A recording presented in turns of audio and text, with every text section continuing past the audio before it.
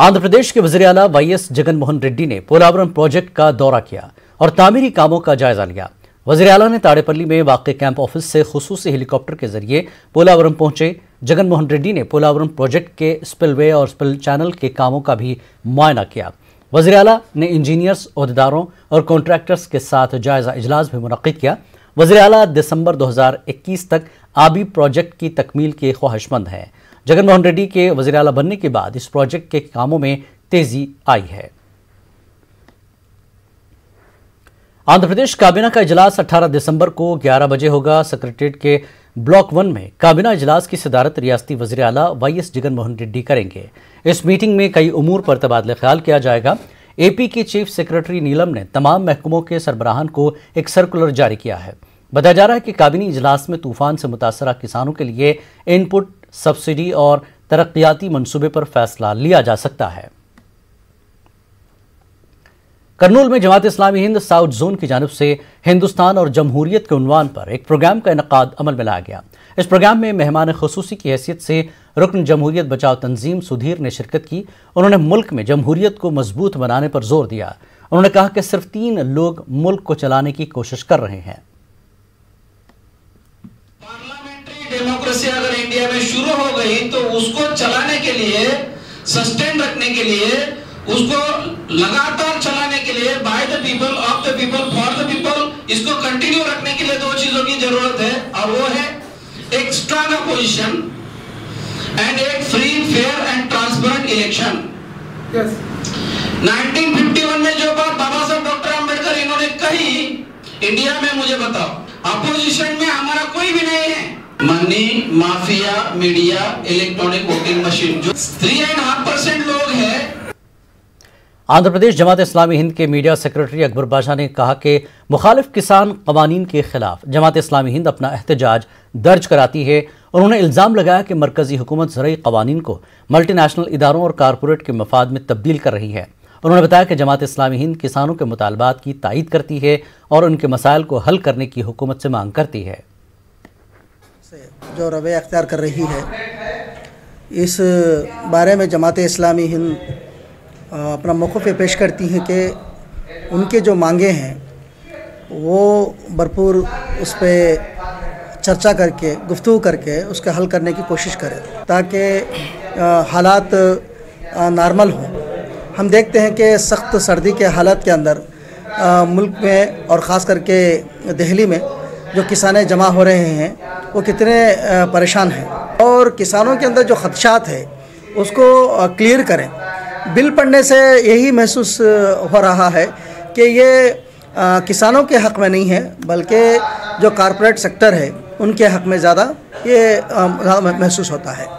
अगर यही सख्त रवैया रहा तो फिर ये जो किसान हैं, फिर हम देखेंगे कि अभी किसानों की ख़ुदकशी मंजराम पर है, लेकिन इससे ज़्यादा हमको ख़ुदकशी देखने को मिलेगा। ये जानी नुकसान हो सकता है और इसके साथ साथ सिर्फ किसानों से मुतल्लिक़ मसला नहीं है बल्कि अगर किसान परेशान होगा तो इस देश के मुल्क परेशान होंगे, महंगाई बढ़ जाएगी।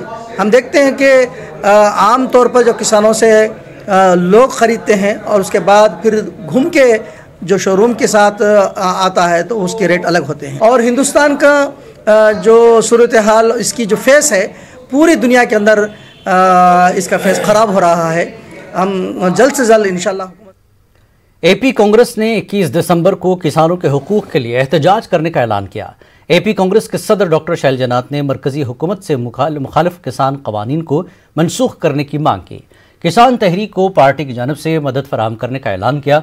उन्होंने हुकूमत पर कारपोरेट इदारों के मफाद में काम करने का इल्ज़ाम लगाया। करनूल हेड पोस्ट ऑफिस के पास ऑल इंडिया किसान तंजीम की जानिब से एहतजाज मुनज़्ज़म किया गया। एहतजाजियों ने मरकजी हुकूमत के खिलाफ नारेबाजी की और मुखालिफ किसान कवानीन को वापस लेने का मुतालबा किया। इस मौके पर CPM लीडर M.A. गफूर ने कहा कि मुल्क के बड़े बड़े सरमायादारों को मजबूत करने के लिए मरकजी हुकूमत कवानीन तैयार किए हैं। उन्होंने मरकजी हुकूमत से मुखालिफ किसान कवानीन को वापस लेने की मांग की, वरना मुल्क भर में बड़े पैमाने पर एहतजाज करने का इंतबा दिया। हमारी मांग ये है कि फौरी वो लीडरों को बुलाओ तुम्हारा जो कानून है उसको बाजू रखो, अबेंस में रखो, उसको गलती क्या है अबेंस में रखो, अमल नहीं करते बोल के बोलो, उनसे बात करो, क्या क्या उसमें चेंज ऐसे करके अमल करो। छोटी बात है ये गैर इंसानियत से ऐसा है कैसा कर सकते हैं जमहूरियत में? तो क्या आप क्या फैसिस्ट पार्टी है आपकी? गैर जमहूरियत का मुल्क है ये? अरे ये खालिस्तान वाले हैं, नहीं तो चाइना के एजेंट्स हैं, पाकिस्तान के एजेंट्स हैं, क्या तो गवर्नमेंट बोलने के बातें हैं। करनूल में ऑल इंडिया ट्रेड यूनियन और CITU की जानिब से मरकजी दफातर के रूबरू एहतजाज मुनज़्ज़म किया गया। एहतजाजियों ने मरकजी हुकूमत के खिलाफ नारेबाजी की और मरकजी हुकूमत से मुतनाज़ा कवानीन को वापस लेने की मांग की। किसानों के मुतालबात को हल करने का मुतालबा किया गया। APUCF की जानिब से प्रॉपर्टी टैक्स को कम करने की मांग को लेकर एहतजाजी प्रोग्राम्स का ऐलान किया गया। बाबू राव ने 28 और 29 दिसंबर को वार्ड सेक्रेटरीट पर एहतजाज करने और 6 जनवरी को रियासतगीर धरना मुनक्किद करने का ऐलान किया और साथ ही दस्तखती मुहिम चलाते हुए 10 लाख दस्तखत हासिल करने का मंसूबा बनाया है। करनूल में ऑल इंडिया यादव तंजीम की जानिब से करनूल जिला कलेक्ट्रेट पर एहतजाज मुनज़्ज़म किया गया। तंजीम के अराकीन ने रियासती हुकूमत से डॉक्टर चंद्रशेखर को दोबारा मेडिकल कॉलेज का प्रिंसिपल मुकर्रर करने का मुतालबा किया। इस मौके पर करनूल हार्ट फाउंडेशन के सदर ने इल्ज़ाम लगाया कि रेड्डी तबके ने सियासी बालादस्ती से डॉक्टर चंद्रशेखर को करनूल मेडिकल कॉलेज के प्रिंसिपल की हैसियत से हटाया है। जिला करनूल के YCP सदर रामैया ने कहा कि तेलुगु देशम पार्टी के लीडर गैर जरूरी तौर पर YSRCP को बदनाम करने की कोशिश कर रहे हैं। उन्होंने कहा कि TDP लगातार BC तबकात के साथ नाइंसाफ़ी करने का हुकूमत पर बेबुनियाद इल्ज़ाम लगा रही है। उन्होंने वाज़ेह किया कि YCP के इक़्तिदार में BC तबकात के साथ इंसाफ हो रहा है।